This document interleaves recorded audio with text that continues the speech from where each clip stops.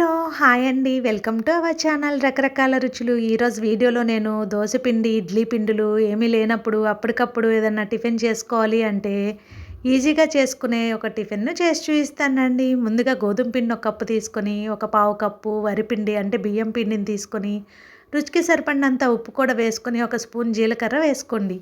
సరిపడినంత నీరు పోసుకొని, ఉండలు కట్టకుండా పిండిని జారుడుగా ఎలా అయితే మనం దోసల పిండి కలుపుకుంటామో ఆ విధంగా కలుపుకోండి. ఈ గోధుమ పిండితో వేసుకునే దోసలు అప్పటికప్పుడు పొద్దున్నే హడావిడి లేకుండా పిల్లలకు బ్రేక్‌ఫాస్ట్‌లోకి చక్కగా వేసుకోవచ్చు. నైట్ టైము టిఫిన్స్ తినేవారు చపాతీ చేసుకోలేనప్పుడు ఇలా దోసలు వేసుకొని తినొచ్చు. తర్వాత స్టవ్ వెలిగించుకొని ప్యాన్ పెట్టుకొని దాని మీద సీజనింగ్ చేసుకోండి. ఆయిల్ వేసుకొని కొంచెం ఉల్లిపాయతో ఇలా రుద్దుకొని సీజనింగ్ చేసుకుంటే దోసలు బాగా వస్తాయి. మొదటి దోస వేసేటప్పుడు మరీ ఎక్కువ పిండి వేసుకొని మొత్తం స్ప్రెడ్ చేయకుండా ఒక గెరిటెడు పిండి తీసుకొని చక్కగా కొంచెంగా స్ప్రెడ్ చేసుకొని చుట్టూతా ఆయిల్ వేసుకొని రెండు వైపులా చక్కగా దోసను కాల్చుకొని ప్లేట్లోకి తీసుకొని ఏదైనా అల్లపు పచ్చడితో కానీ కారంతో కానీ సర్వ్ చేసుకుంటే సూపర్గా ఉంటాయి ఈ దోశలు. కారప్పొడితో తినేవారు కొంచెం నెయ్యి వేసుకొని ట్రై చేయండి, ఈ దోశను అద్భుతంగా ఉంటుంది.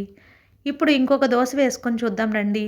ఇప్పుడు 2 గరిటెలు పిండి తీసుకొని చక్కగా పెనం మీద మొత్తం వచ్చేలాగా స్ప్రెడ్ చేసుకొని ఆయిల్ వేసుకొని రెండు వైపులా చక్కగా దోరగా కాల్చుకోండి దోసను.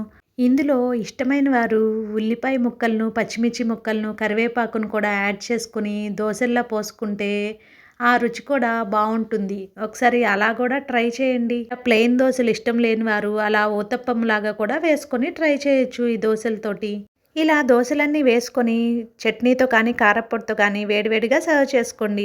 అంతే సింపుల్‌గా చేసేసుకోవచ్చు ఈ దోసలు. మీకు కనుక నచ్చినట్లయితే మన వీడియోని లైక్ చేసి మన ఛానల్‌ని సబ్స్క్రైబ్ చేసుకోండి.